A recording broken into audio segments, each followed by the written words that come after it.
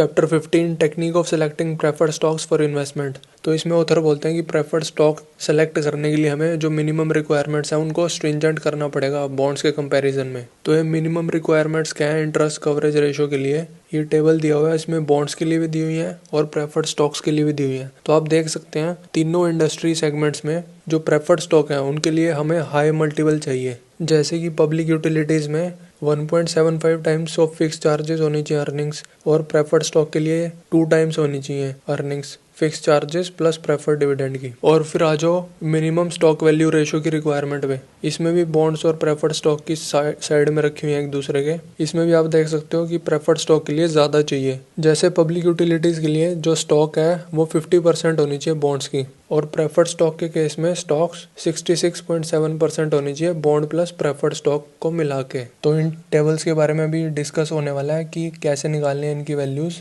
तो पहली बात तो यह याद रखने की कि आपको टोटल डिडक्शंस मेथड यूज करना है इंटरेस्ट कवरेज रेशियो निकालने के लिए, जब आप मिनिमम कवरेज रेशियो के साथ कंपेयर करोगे उसे। टोटल डिडक्शन मेथड जो भी है इसमें अर्निंग्स को आपको डिवाइड करना पड़ेगा bond interest plus preferred dividend से। बॉन्ड्स के केस में तो हम सिर्फ बॉन्ड इंटरेस्ट से करते थे, लेकिन अब हमें bond interest plus preferred dividend से डिवाइड करना पड़ेगा। तो प्रायर डिडक्शन मेथड क्यों नहीं यूज कर रहे, आपको पता ही है कि फिर ऐसा लगेगा कि जो प्रेफर्ड डिविडेंड है वो ज्यादा प्रोटेक्टेड है बॉन्ड इंटरेस्ट से। अब आ जाओ स्टॉक वैल्यू रेशियो पे। तो स्टॉक वैल्यू रेशियो हम पहले कैसे निकालते थे बॉन्ड्स के लिए, ऊपर होती थी स्टॉक इक्विटी, यानी कि स्टॉक की वैल्यू जितनी भी स्टॉक्स हैं common stock plus preferred stock divided by जो बॉन्ड की वैल्यू होती थी, जो फंडेड डेट की वैल्यू होती थी। ठीक है, तो प्रेफर्ड स्टॉक के केस में क्या होगा, न्यूमरेटर में सिर्फ कॉमन स्टॉक होगी इस बार, और डिनोमिनेटर में funded debt plus preferred stock की वैल्यू। और अगर आपको मान लो स्टॉक वैल्यू रेशियो निकालनी है और प्रेफर्ड स्टॉक दो तरह की हैं, एक फर्स्ट सीनियोरिटी है जिनकी और दूसरे हैं जिनकी सेकंड सीनियोरिटी है, तो फिर आप इनका कैसे करोगे। इनका निकालने के लिए मान लो हमें फर्स्ट वाले की निकालनी है स्टॉक वैल्यू रेशियो, तो हम देखेंगे फर्स्ट के नीचे क्या क्या है। तो फर्स्ट के नीचे सेकंड प्रेफर्ड स्टॉक होगा और फिर कॉमन स्टॉक होगा। Common stock plus second preferred stock आपका आ जाएगा न्यूमरेटर में, और डिनोमिनेटर में क्या आएगा फिर जो उससे सीनियर है, bond plus first preferred stock. और बॉन्ड्स की फेस वैल्यू लेनी है, लेकिन जो प्रेफर्ड स्टॉक है उनकी मार्केट वैल्यू लेनी है। उनकी फेस वैल्यू इसलिए नहीं लेनी क्योंकि कई बार क्या होता है प्रेफर्ड स्टॉक की एक्चुअल जो पार वैल्यू होती है वो डिफरेंट होती है जितनी स्टेट की जाती है उससे। जैसे कि उतर एग्जांपल देते हैं कि एक प्रेफर्ड स्टॉक थी, उसकी स्टेटेड पार थी $1, लेकिन जो प्रेफर्ड स्टॉक होल्डर था उसको $100 पर शेयर मिलने थे प्रेफर्ड स्टॉक के लिक्विडेट होने पे, तो उसकी एक्चुअल पार वैल्यू 100 थी ना कि $1। तो इसलिए मार्केट वैल्यू यूज करना ज्यादा बेहतर है, क्योंकि नहीं तो फिर आपको ढूंढनी पड़ेंगी और फालतू की कॉम्प्लिकेशंस बढ़ेंगी। अब अगर जो हमने टेबल देखे उनमें हमने कहा था कि जो प्रेफर्ड स्टॉक है उनके लिए जो मिनिमम रिक्वायरमेंट है वो ज्यादा है एज कम्पेयर टू बॉन्ड्स, लेकिन ये जो फॉर्मूले हमने अभी देखे हैं इनको देख के ये पता चल रहा है, जैसे इंटरेस्ट कवरेज रेशियो ले लो, न्यूमरेटर तो हमारा सेम है earnings before interest and tax, लेकिन बॉन्ड्स के केस में तो हम डिवाइड कर रहे हैं फिक्स चार्जेस से, और प्रेफर्ड स्टॉक के केस में हम डिवाइड कर रहे हैं fix charges plus preferred dividend. तो जो सेकंड वाला है प्रेफर्ड स्टॉक वाली कवरेज वो कम आएगी, हम प्रेफर्ड डिविडेंड वाली ज्यादा मांग रहे हैं। बल्कि जैसे कि पब्लिक यूटिलिटीज का एग्जांपल लेते हैं, प्रेफर्ड स्टॉक के लिए 2 टाइम्स होनी चाहिए ये वाली रेशो, तो यानी कि earnings divided by fix charges plus preferred dividend, इसकी वैल्यू 2 होनी चाहिए कम से कम। तो अगर इसकी वैल्यू 2 है तो फिर अर्निंग्स डिवाइडेड बाय सिर्फ फिक्स चार्जेस, इसकी वैल्यू तो 2 से ज्यादा ही होगी ऑब्वियसली, क्योंकि डिनोमिनेटर छोटा हो गया तो वैल्यू हाई होगी। तो अगर 2 टाइम्स प्रेफर्ड स्टॉक की होनी चाहिए तो बॉन्ड की तो बहुत ज्यादा होनी चाहिए ना फिर नेचुरली। तो ऑथर बोलते हैं कि हाँ होनी चाहिए, लेकिन लोग सोचते हैं कि जो प्रेफर्ड स्टॉक वाली है कवरेज रेशो वो थोड़ी लीनियंट होनी चाहिए, वो कम स्ट्रिंजेंट होनी चाहिए। वो इसलिए क्योंकि इसका डिनोमिनेटर बड़ा हो गया तो छोटी तो ये होगी, लेकिन ऑथर बोलते हैं कि ये बिल्कुल गलत है,